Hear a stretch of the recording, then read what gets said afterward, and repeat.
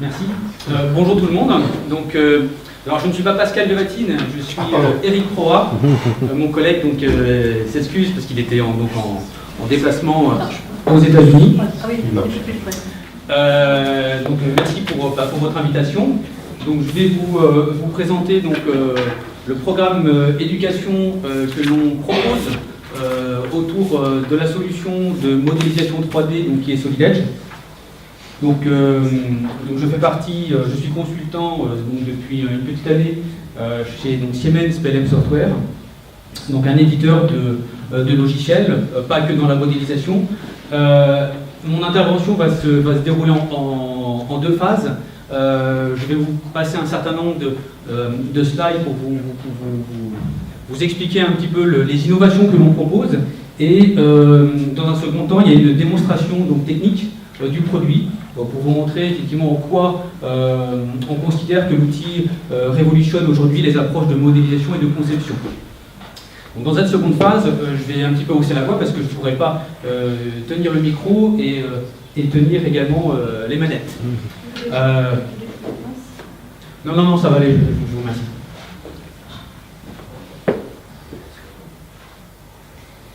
Donc très rapidement, pour repositionner l'éditeur, Siemens, effectivement, qui est connu dans de nombreuses divisions, aussi bien dans l'énergie, dans le médical. Donc nous, on fait partie d'une division Digital Factory. Donc Siemens, effectivement, c'est 360 000 personnes à travers le monde. Et dans cette division, au niveau de la maquette numérique, on a un certain nombre de lignes produits, qui vont d'outils orientés modélisation, conception, comme on peut avoir avec les deux premiers segments, NX, très présent dans le monde de l'automobile, de l'aéronautique, on va dire tout ce qui vole, tout ce qui roule. Une deuxième série de produits qui nous concerne aujourd'hui, car on va l'évoquer, on va travailler dessus pendant cette session, qui est SolidEdge. Donc SolidEdge qui est un modeleur volumique paramétrique variationnel que l'on rencontre aujourd'hui à travers le monde dans de nombreuses sociétés. En France, on a par exemple un très grand groupe qui l'utilise, qui est le groupe SEB, avec toutes les marques qui font partie du groupe, qui modélisent la totalité de leurs produits que vous pouvez retrouver, des friteuses, des accessoires divers et variés, des aspirateurs, etc. Et on a toute une série d'autres outils. On est également très connu pour la partie PLM, tout ce qui est gestion de données techniques pour étudier et maintenir le cycle de vie produit dans l'ensemble des bureaux d'études. On a également toute une gamme d'outils qui vont permettre de simuler. Alors simuler quoi ? Il y a tout un tas de phénomènes que l'on a besoin de simuler autour de la maquette numérique. Donc c'est peut-être la simulation mécanique, du test mécanique, mais également tout ce qui est écoulement fluidique, tout ce qui est problématique de rhéologie, la simulation d'usine également, et j'en passe. Quelques petits rappels au niveau des technologies et des brevets que Siemens utilise et développe. Dans le monde de la CAO 3D, on connaît, il y a pas mal d'acteurs qu'on a pu citer tout à l'heure, des gens comme Autodesk, des gens comme Dassault, des gens comme PTC, et puis des gens comme Siemens. Et au niveau des technologies qui sont derrière, on en parle un petit peu moins. Donc ce sont des technologies, les technologies que je vais vous évoquer ici sont des technologies dont on est propriétaire et qui sont mis malgré tout à disposition d'un certain nombre d'outils concurrents. Parasolid est un moteur, est un noyau, donc c'est le moteur mathématique qui vous permet de pouvoir faire de la CAO dans de nombreux environnements 3D. C'est quelque chose qui est utilisé autour de tous les outils Siemens, mais également autour d'un certain nombre d'autres outils, tout comme la partie D-Cube. Donc D-Cube, quand vous avez un logiciel, comme j'imagine que vous en connaissez, comme par exemple des outils comme SolidWorks, qui ont un environnement 2D, qui font des esquisses, en traçant des lignes, des rectangles, des cercles.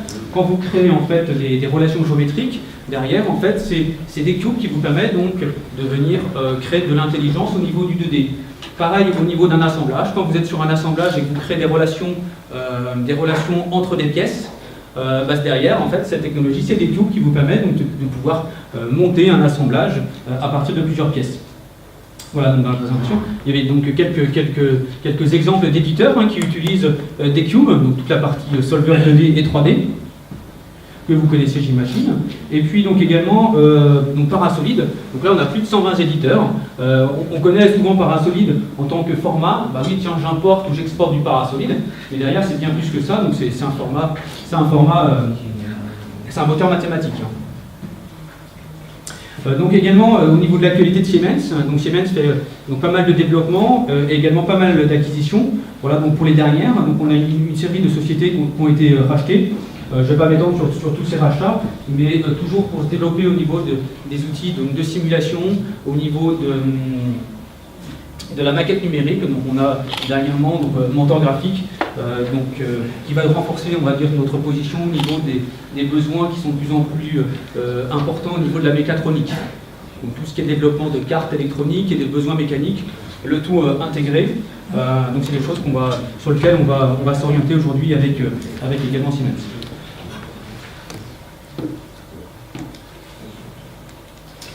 Alors, au niveau de Solidage, je vais vous parler donc, de ce qui va révolutionner un petit peu le monde de la CAO, donc avec une technologie qu'on appelle la technologie synchrone, qui va vous permettre donc, de pouvoir avoir une approche un petit peu différente et surtout beaucoup plus simple et beaucoup plus accessible au niveau des personnes qui vont utiliser ces outils au sein du bureau d'études ou aussi bien au niveau des enseignants et des étudiants. Donc si on fait un petit point sur ce qu'il existe aujourd'hui sur le marché en termes de modélisation, vous avez dans le monde de la CAO de la modélisation type historisé, donc dans lequel on va venir créer de la géométrie et toutes les informations vont être basées donc, dans un historique. Donc on connaît, on va dire, un certain nombre de points forts de la modélisation historisée, donc à savoir tout ce qui permet donc, de piloter les dimensions, tout ce qui permet donc d'automatiser un certain nombre de tâches, de pouvoir modifier un paramètre et d'avoir une reconstruction derrière des éléments qui suivent. Et le côté donc, orienté fonction technologique, donc, qui permet de maintenir une intention de conception. Et ce que l'on sait également, c'est que dans cette approche-là, on rencontre un certain nombre de problématiques et de points qui sont, on va dire, plus faibles, qui consiste par exemple à toute modification nécessite de devoir planifier préalablement une tâche. Quand vous allez modéliser une pièce, suivant comment est-ce qu'elle a été faite, et si ce n'est pas vous qui avez par exemple modélisé la pièce, ça nécessite donc un effort d'analyse pour savoir si vous modifiez la telle ou telle fonction, quel est l'impact de la modification. Donc le côté rigide, cette arborescence est assez intéressante, mais dans un certain nombre de cas, ne nous permet pas de faire des modifications simples et rapides. Et plus on a des pièces complexes, plus on a une arborescence qui est longue. Et donc ça n'adapte pas forcément bien au modèle lourd. Donc de l'autre côté, vous avez donc un autre monde qu'on appelle la modélisation directe, également le direct editing, donc qui permet, c'est des nouvelles générations de logiciels qui permettent donc de pouvoir faire de la modélisation et justement de se détacher un petit peu de cette arborescence, de faire de l'explicite. Donc je vous montrerai tout à l'heure un petit peu le parallèle entre les deux. Et l'idée c'est de pouvoir se détacher justement de ces contraintes d'arborescence et de pouvoir apporter des modifications très basiquement et très facilement. Donc les points forts de cette approche donc, sont le côté vraiment interaction directe avec le modèle, les capacités et la flexibilité de cet environnement. Et donc du coup ça permet donc, de supporter donc, particulièrement bien les modèles complexes et les maquettes qui sont de plus en plus lourdes. Et bien sûr, le pendant de tout ça, c'est des limitations au niveau de la cotation. Donc on n'a pas forcément le même contrôle au niveau de la cotation pilotante. Et on ne va pas forcément automatiser de la même manière les tâches. Partant de ce constat-là, Siemens en fait a tout simplement, en tant que fournisseur de technologie, s'est dit pourquoi est-ce que l'on ne ferait pas quelque chose qui engloberait les deux. Et donc nous avons développé donc, une technologie, donc la technologie synchrone, qui va venir piloter le moteur Parasolid, des technologies comme des cubes, mais de manière totalement différente. C'est une couche qui va se mettre au-dessus, donc on va être toujours sur un modeleur paramétrique variationnel, mais on va pouvoir, par des interactions beaucoup plus simples, beaucoup plus naturelles, libérer la créativité des ingénieurs de manière à ce qu'ils soient vraiment focus sur leur modélisation et non pas sur ce que le logiciel attend pour pouvoir créer une pièce. On s'aperçoit aujourd'hui dans le monde de l'éducation nationale comme dans l'industrie, on passe beaucoup de temps à apprendre à se servir du logiciel, et quand on fait une pièce en tête, avant de la modéliser, qu'est-ce qu'il va falloir faire? Il va falloir un petit peu se projeter et se dire, bah alors pour organiser ma pièce, il va falloir que je crée, je sais pas, par exemple, des ajouts de matière, des enlèvements de matière, et ça, c'est une problématique aujourd'hui parce qu'on est obligé un petit peu de décomposer en X fonctionnalités techniques.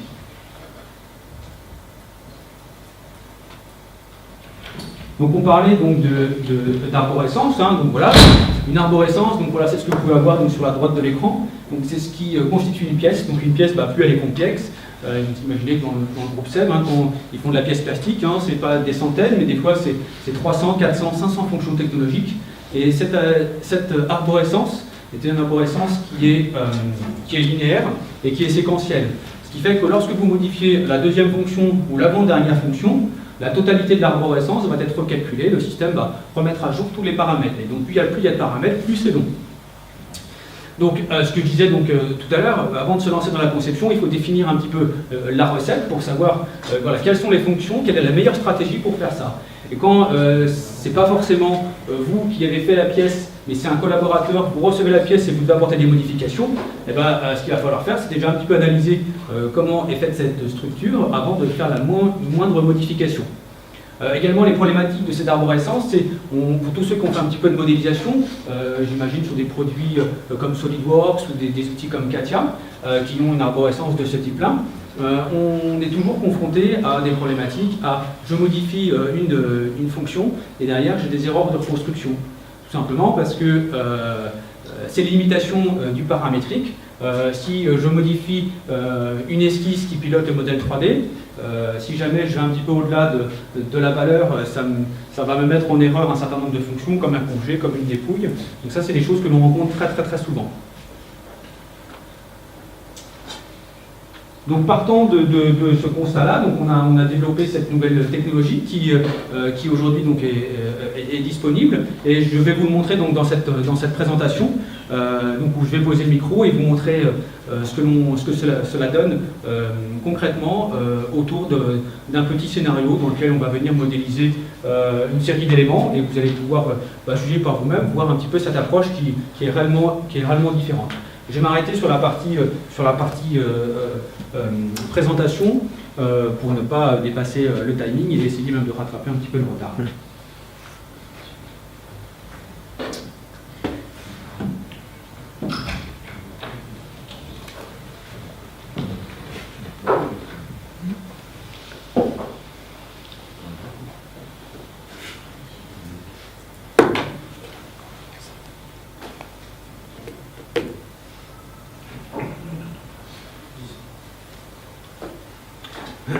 Donc je vais essayer de parler un petit peu plus fort pour que tout le monde puisse entendre.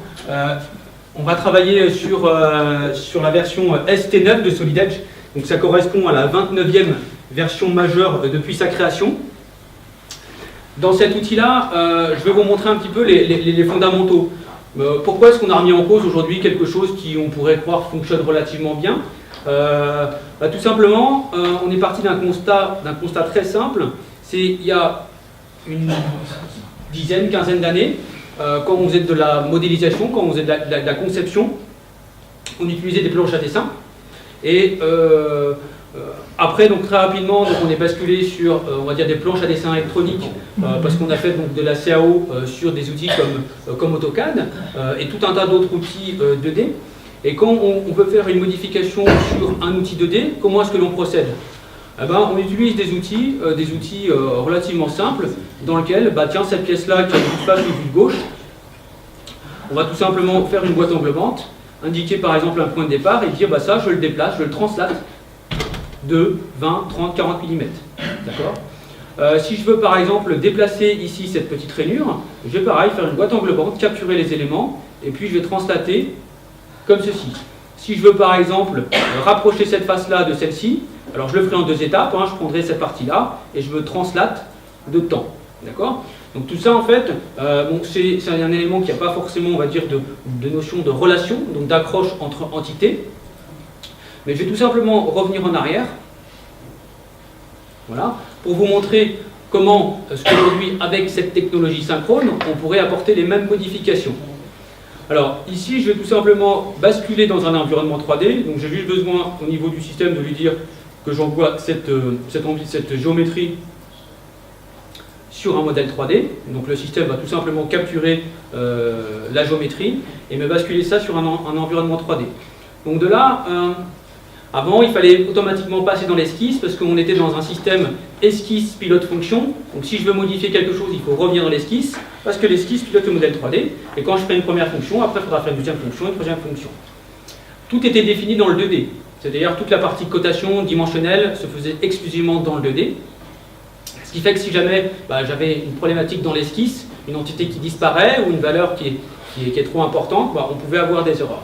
Donc ici, l'idée, c'est de rendre également beaucoup plus simple et beaucoup plus accessible. Quelqu'un qui ouvre un modèle comme ceci, très facilement, il va sélectionner ici des régions, des zones, et il va pouvoir donc, à partir de ces sélections, venir créer de la matière. Je vais sélectionner ici, hop, ces 3 régions.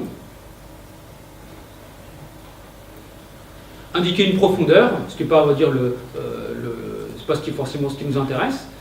Et ici, donc, je vais tout simplement créer donc, quelque chose en 3D. Alors, si on se rappelle bien, les 3 modifications que j'ai faites tout à l'heure, en 2D, donc en partant du constat, pourquoi est-ce qu'on le remettrait en cause, ce que l'on faisait, ce que l'on a fait pendant des années en 2D, en faisant tout simplement une boîte englobante et puis en déplaçant des entités, et bien Siemens, en fait, avec cette technosynchrone, en fait, vous propose de refaire la même chose. C'est-à-dire, au lieu de revenir dans du 2D, de recréer des relations, de recréer des contraintes et faire des modifications, pourquoi est-ce qu'on ne le ferait pas directement en 3D par une simple boîte englobante, d'accord, indiquer une direction sur laquelle on va se déplacer, et puis après se déplacer par exemple de tant de millimètres.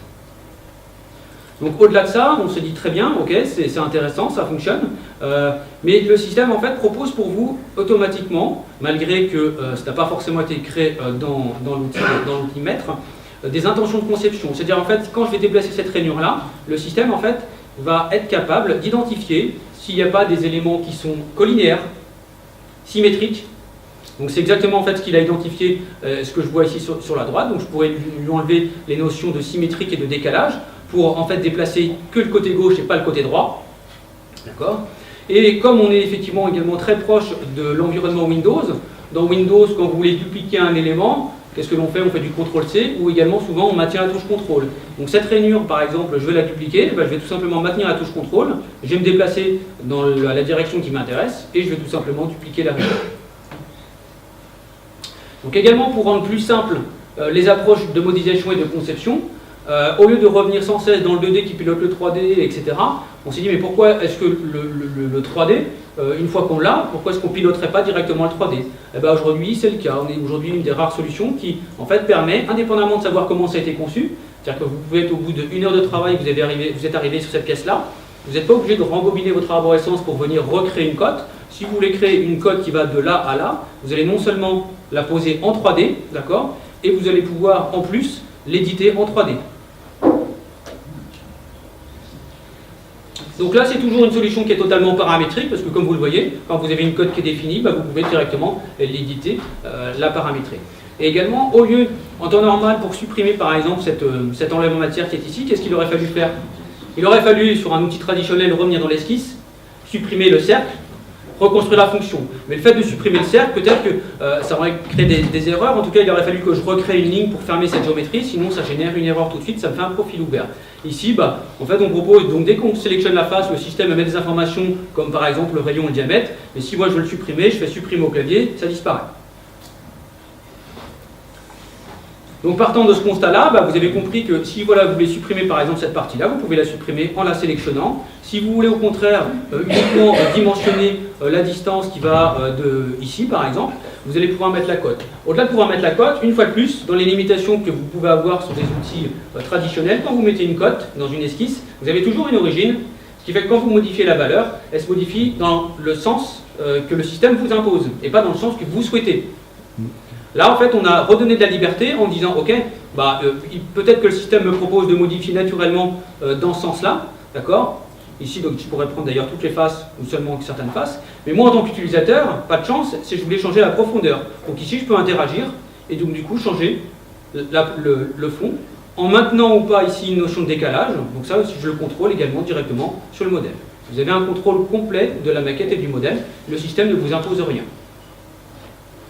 Donc ce que je vous montre là, c'est la technologie synchrone. Après, vu qu'on est quand même le fournisseur du moteur Parasolid, Solid Edge, en fait, sait créer également de A à Z une pièce totalement basée sur une arborescence, donc avec une arborescence séquentielle.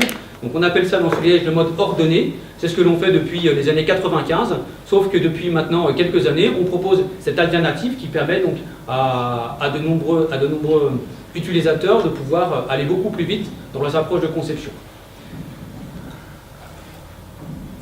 Je vais fermer ces deux exemples et maintenant je vais vous faire un cas concret, un cas d'utilisation client.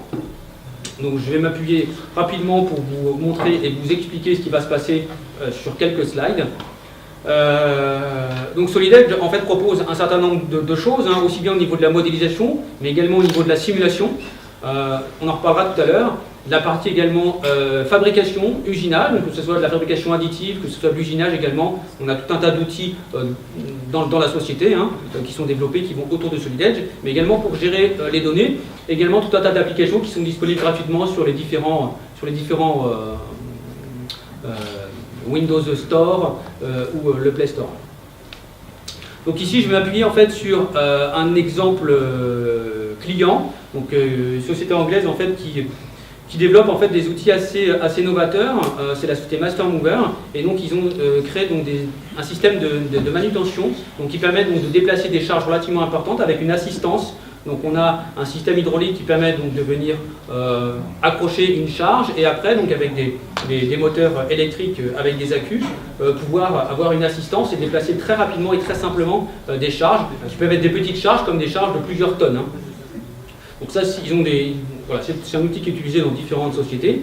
Et ici, ce que je vais vous proposer, c'est de faire rapidement un scénario de ce que l'on pourra avoir besoin de faire dans un bureau d'études. Donc concevoir une pièce, faire une mise en plan, intégrer cette pièce dans un assemblage et simuler également donc, la partie mécanique au niveau de la tenue de la pièce. Ça va ressembler à un design de ce type-là, mais ici, ce qu'on propose de faire aujourd'hui, c'est de revoir un petit peu ce design. Donc dans la conception de pièces, je vais passer sur Solid Edge. Hop.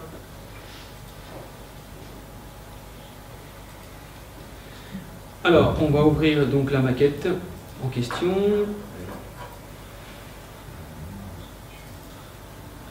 Donc, je la retrouve. Donc Solid Edge a une architecture en fait qui peut-être que vous connaissez pour la plupart des personnes qui ont déjà fait un petit peu de modélisation 3D, dans lequel en fait on a des environnements pièces, des environnements d'assemblage, des environnements de plan. Et ici donc vous allez pouvoir donc directement voir un modèle, une maquette. Donc ici hein, j'ai le produit. Je peux donc très facilement naviguer, donc sélectionner des faces donc pour venir masquer par exemple des sous-ensembles. Ici, on va venir s'intéresser à un état d'affichage dans lequel j'ai tout simplement gardé qu'un certain nombre de composants. Et en fait, on va directement être focus sur la problématique que l'on a aujourd'hui, donc c'est de venir assembler ces deux parties mécaniques, d'accord, en créant la pièce centrale. Donc pour ça, je vais tout simplement venir partir d'une feuille blanche.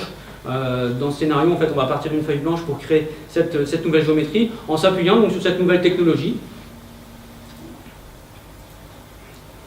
Donc, dans Solid Edge, ici, j'ai à ma disposition, donc on a le menu ruban qui est en fait le ruban de Microsoft, intégralement intégré dans le produit, c'est-à-dire qu'il n'y a pas de développement spécifique, c'est exactement le même. Donc vous avez les mêmes outils pour venir masquer l'environnement. Vous avez également ce qui va vous permettre d'avoir un apprentissage rapide. On avait jusqu'à présent des petites descriptifs qu'il y avait sur les commandes. Maintenant, de plus en plus souvent, on crée carrément des vidéos. C'est-à-dire dès que vous mettez sur une commande, vous avez ici une explication de la commande. Il n'y a pas besoin d'aller dans des rubriques d'aide ou ce genre de choses. Vous avez un descriptif rapide à quoi sert telle ou telle commande, le perçage, la révolution, même si la plupart des commandes sont aujourd'hui connues.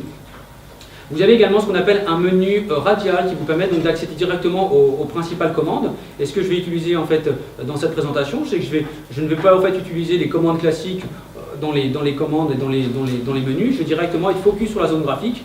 Donc à tout moment en fait ici je vais pouvoir travailler soit en 3D, soit en vraie grandeur, normal au plan de travail, et je vais ici donc pouvoir définir. Alors quand j'ai l'information, je peux la saisir, mais je n'ai pas d'obligation de saisir donc toutes les informations dimensionnelles.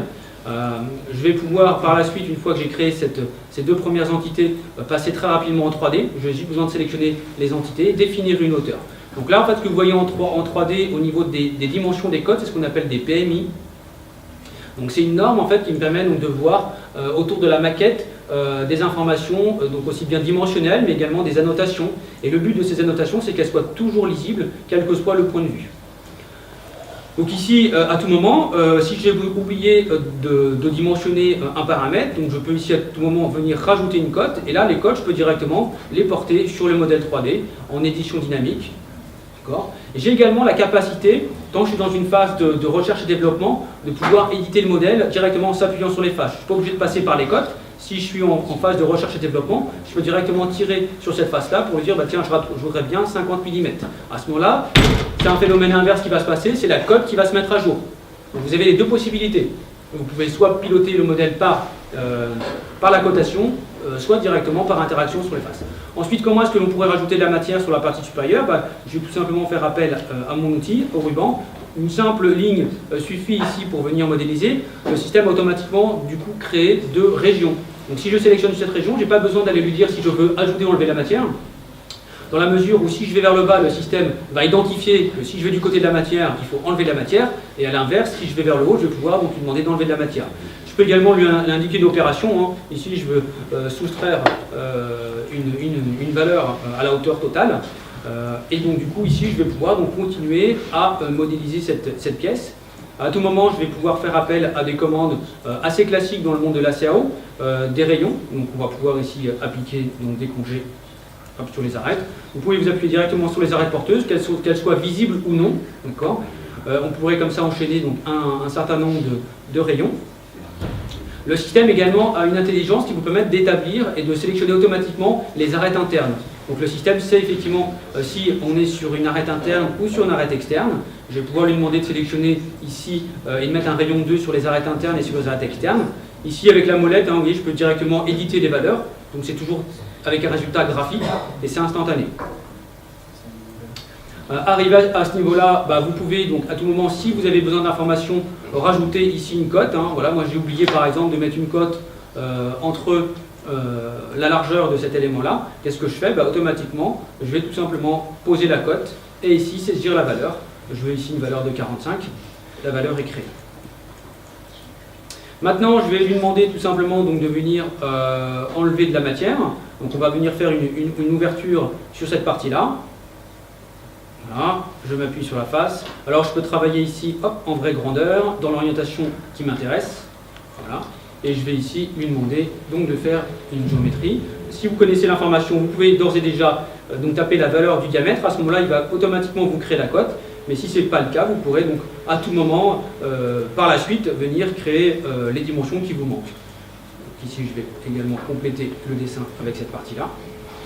Donc aucune information nécessaire dans cette partie esquisse parce que le 3D se suffit à lui-même. Donc j'ai juste besoin de sélectionner les zones qui m'intéressent et automatiquement ici, voilà, donc dans la logique de Solid Edge, si j'enlève la matière vers le haut ou vers le bas, le système va ajouter ou enlever la matière. Donc une fois que j'ai avancé sur cette maquette, je vais pouvoir lui demander donc, de venir rajouter quelques dimensions. Ici, on va rajouter cette partie-là. Donc directement sur le modèle 3D. Donc ça c'est quelque chose qui est vraiment un élément très très novateur. Donc je mets une cote, mais non seulement la cote, je peux la piloter directement sur le modèle 3D. Donc ça veut dire quoi également? Imaginez tout ce que vous avez pu faire sur un modèle 3D en dehors de Solid Edge, et ce qui est également un gros point fort de la technologie synchrone. Imaginez que demain, si vous importez un parasolide, un format qu'on appelait jusqu'à présent un corps mort, tout ce que je viens de faire ici, vous êtes capable de faire exactement la même chose sur un corps mort. Donc, vous ouvrez un corps mort, vous prenez votre outil cotation, vous mettez des codes sur la géométrie et vous modifiez avec votre outil de cotation, le modèle. Si vous voulez supprimer une fonction, un perçage, vous cliquez sur la phase, vous faites supprimer, et automatiquement vous avez le résultat. Arrivé à ce niveau-là, on va finir cette pièce en rajoutant ici un perçage. Donc le système s'adapte également, hein. Vous voyez le perçage, oui, il peut automatiquement s'adapter sur des faces planes que sur des faces qui ne sont pas forcément planes. Donc on a encore rendu plus simple ces approches. Si vous avez besoin de faire ce qu'on appelle des répétitions des réseaux, vous allez pouvoir lui dire ok, je veux faire une répétition, vous voulez piloter les espacements par exemple, les quantités. Ici vous allez pouvoir malgré tout rééditer tous les paramètres, hein. Chaque fonction ici permet donc de rééditer. Si je voulais que 6 trous ou 7 trous, vous pouvez revenir sur ces paramètres-là. Vous allez pouvoir également utiliser une matière, donc vous avez une bibliothèque de matériaux que vous pouvez donc personnaliser et enrichir. Voilà. Arrivé à ce niveau-là de la modélisation, je vais pouvoir ici par exemple, on va me demander de faire une modification. Et c'est là où en fait la technologie est très intéressante, la technologie synchrone pardon, est très intéressante. Souvent on arrive à la fin de la pièce, on a quasiment terminé, et puis j'ai le client ou un collègue qui me dit il faudrait faire une modification. Et c'est là en fait on s'aperçoit, suivant la modification que l'on me demande, soit c'est possible, soit ce n'est pas possible. Et quand c'est pas possible, qu'est-ce que l'on fait? Souvent on repart d'une feuille blanche. Donc ici avec la technologie synchrone, on va émettre une modification. Actuellement en fait j'ai un angle 90 entre cette forme qui est d'équerre, une forme en L, et en fait on me demande par exemple de venir incliner la partie verticale de 5 degrés vers l'intérieur. Ça, c'est dans le monde de l'ACO traditionnel, c'est quelque chose qui peut être très compliqué parce qu'on a fait une extrusion qui partait vers le haut et donc du coup, il va falloir revenir très loin dans mon arborescence et modifier beaucoup de paramètres. Ici, avec la technosynchrone, vu qu'on est basé sur ce que l'on voit, on va tout simplement faire une boîte englobante de ce que l'on veut modifier. Donc en l'occurrence, j'ai sélectionné toutes les faces qui m'intéressent. Et je vais ici, en fait, avec cet outil stratégique qu'on appelle le compas, lui indiquer que je veux faire une rotation ici de 5 degrés. Et je vais totalement m'affranchir de savoir effectivement si j'ai telle fonction qui pilote telle. On parlait souvent de notion de parent-enfant. Effectivement, si je supprime par exemple la fonction parent, ça va impacter les enfants. Vous n'avez pas ici ce phénomène-là.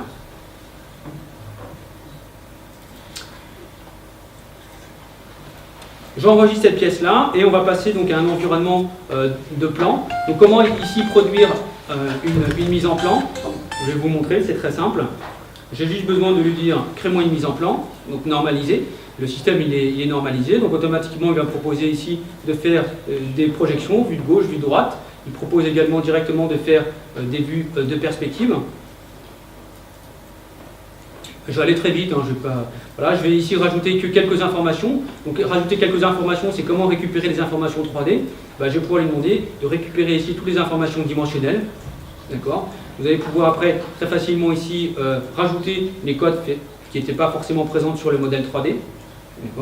Et là vous avez donc une totale associativité bien sûr entre le 2D et le 3D. Si vous voulez recréer par exemple une vue, des vues auxiliaires, des vues projetées, des coupes, vous avez vraiment toutes les fonctionnalités on va dire classiques. Voilà, tout ce que vous retrouvez dans Parasolid, que vous retrouvez dans d'autres solutions, vous l'avez dans Solid Edge, le cartouche qui va se remplir automatiquement, les informations de poids, de masse, de centre de gravité. Ce qui va nous intéresser maintenant, c'est cette pièce-là dans un contexte d'assemblage. Donc il va falloir, le but de l'exercice, ça va être donc de placer cette pièce dans un contexte d'assemblage. Donc ici, je vais venir localiser le sous-ensemble qui m'intéresse. Donc en l'occurrence, c'est ce sous-ensemble-là dans lequel je veux travailler et dans lequel je veux insérer ce bras de fixation. Ici, le système en fait propose de travailler soit avec l'assemblage visible, où on pourrait masquer l'assemblage de haut niveau, et ici, je vais tout simplement venir insérer ce composant et le mettre avec des simples relations géométriques. Alors, si on me donne la main.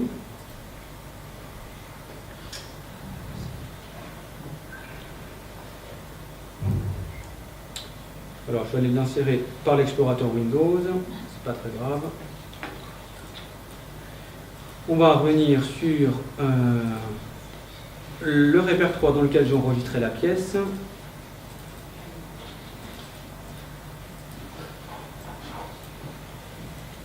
Le menu apparaissait, vous allez juste un petit peu patienter.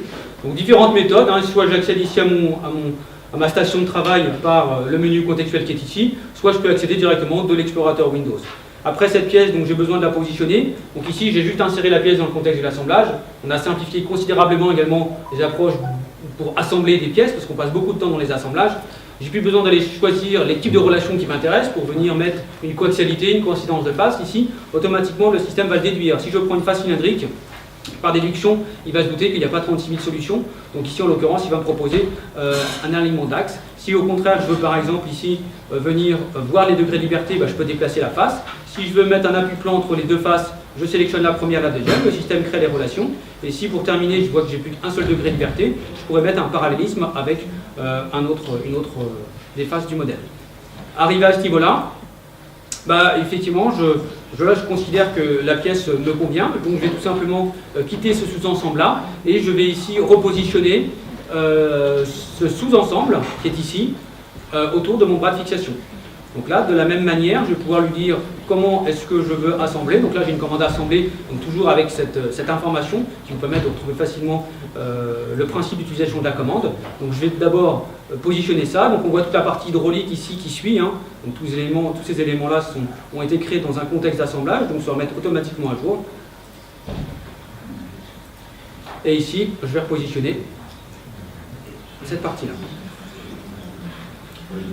Arrivé à ce niveau-là, vous pouvez donc à tout moment analyser donc, le reste de la structure. Je vais ici juste vous montrer une petite chose sur ce modèle-là. Et après, je passerai sur une partie de simulation pour terminer la démonstration. Ici, dans le mode d'assemblage, vous pouvez à tout moment voir les degrés de liberté. Donc la notion de cinématique est totalement implicite dans le produit. Si vous vous déplacez ici, le système va automatiquement calculer les courses de vérin et remettre à jour également donc, les ressorts. Donc ça, vous pouvez directement le faire à ce niveau-là. Il me reste une dernière chose à faire sur cet exemple-là. C'est donc de venir valider la tenue mécanique. Voilà, on va changer les couleurs. Donc dans l'outil Solid Edge, en fait, vous avez donc une suite d'outils. Donc pour toutes les problématiques, par exemple, de résistance des matériaux, donc sont intégrés ici toute la partie RDM. Donc vous allez pouvoir, directement, tout en restant dans votre outil de CAO, indiquer ici que vous voulez appliquer une force.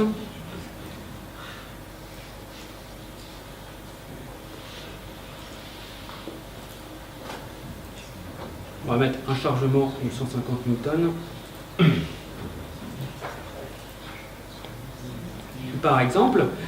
Donc très simplement, dans la même philosophie, il n'y a pas besoin d'être non plus aussi un expert, en tout cas pour l'utilisation. Donc ici, je vais mettre, je vais fixer cette partie-là, et donc je vais demander derrière au système donc, de résoudre la problématique. Donc il va passer par un maillage, et après donc, le système va résoudre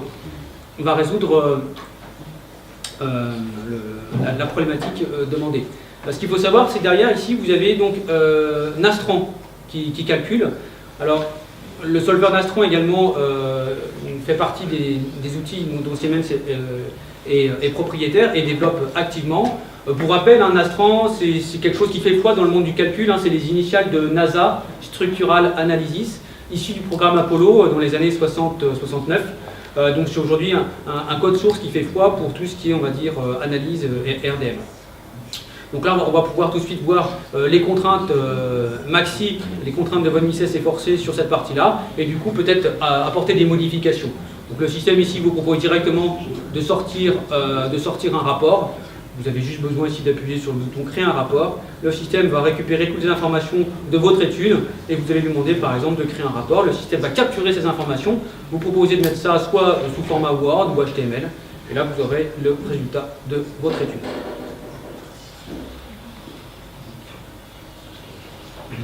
Donc voilà pour la partie démonstration. Je vais juste maintenant vous revenir au niveau de quelques slides pour vous montrer aujourd'hui comment va se présenter l'offre pour l'éducation nationale. Donc ici, je vais me remettre sur cette partie-là. Alors aujourd'hui, dans ce que l'on propose, ça a pas mal évolué. Donc aujourd'hui, en fait, Solid Edge existe dans différentes... donc pour différents types d'établissements. Donc déjà, on va parler de la première version, qui est la version étudiante. Donc elle est totalement gratuite. Aujourd'hui, alors je vous donnerai également, moi je suis un peu désordonné. On a un catalogue, je crois que j'ai un catalogue pour tout le monde, donc, dans lequel vous avez donc, tous les outils Siemens. Également, toutes ces informations que je vais vous montrer ici, hein, je pourrais vous les distribuer donc, dans ce catalogue. Donc vous allez avoir l'offre éducation nationale. Donc là, un étudiant ou un enseignant est capable donc, directement, dès ce soir, d'aller télécharger le produit. L'outil est totalement complet, on est sur la version de plus haut niveau, c'est la version premium, dans laquelle vous allez avoir donc, tous les outils de modélisation, mais également la partie simulation RDM que vous avez vu, également la partie, il y a plein d'autres, on va dire, outils, tout ce qui est également cinématique, motion, qui est également inclus dans la solution. Vous avez également, pour le collège et pour les lycées, une version qui est totalement gratuite. Ça inclut également donc, le secondaire jusqu'au BTS. Ce sont également des licences perpétuelles. Vous le téléchargez, vous l'utilisez. La licence ne va pas se couper au bout d'un an. On sait qu'il y a beaucoup d'établissements qui ont effectivement des coûts de maintenance qui sont relativement chers au niveau des outils. Donc aujourd'hui, ça peut être une solution alternative. Et dans le monde de l'enseignement supérieur, il y a un peu plus d'outils complémentaires pour les ingénieurs. Donc là, c'est une licence qui est perpétuelle, mais qui a donc un coût d'acquisition, et par contre qui est limité au niveau du nombre de postes dans l'établissement.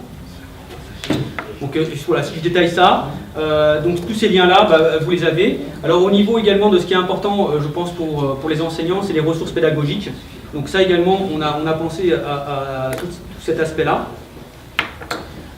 Donc les licences collège-lycée, donc ça on a vu. Après, dans le monde de la partie usinage également, donc on a des outils donc, qui sont également des outils développés par Siemens qui permettent également, pour les filières dans lesquelles il y a besoin d'aller également jusqu'à la partie FAO usinage, d'avoir des outils connectés à SolidEdge. Les ressources. Alors, toutes les ressources ici, en fait, sont... je n'ai pas de connexion Internet, mais donc sur ces liens-là, en fait, vous arrivez directement sur tout un tas d'exercices donc, qui ont été localisés, qui sont en français. Donc là, vous avez tout un tas également de vidéos donc, pour expliquer comment fonctionne le produit, pour appréhender cette fameuse technologie synchrone. Vous avez également des présentations en PowerPoint qui sont déjà prêts à l'emploi. Vous pouvez directement récupérer les sources. Les fichiers également de présentation sont disponibles. Donc ça se présente comme ceci sous forme de vidéo. Donc là, vous avez des vidéos avec une voix off derrière en français qui vous explique voilà, comment faire telle modification, comment vous allez ouvrir un step et le modifier. Ici, vous avez également donc tout un tas dans le monde de l'énergie. On a mis en fait des liaisons avec Siemens Energy et vous avez tout un tas de partenariats qui ont été faits donc, pour faire autour de SolidEdge l'étude complète d'une éolienne. Donc, je vous invite à aller voir ces projets qui sont particulièrement intéressants. Vous récupérez directement les fichiers sources au niveau de l'éolienne et en fait les étudiants vont pouvoir voir comment est fabriquée une éolienne, comment est-ce qu'elle est utilisée, voir tous les corps de métier autour de cette éolienne. Les réseaux bien sûr médias donc au niveau de YouTube, de Facebook. Et les outils complémentaires, donc au niveau des outils complémentaires, vous avez tout un tas d'outils gratuits qui sont disponibles sur les différents supports, tablettes et smartphones. Merci, je suis obligé de vous arrêter parce que nous avons pris beaucoup trop tard. Merci de votre attention. Mais c'était tellement passionnant.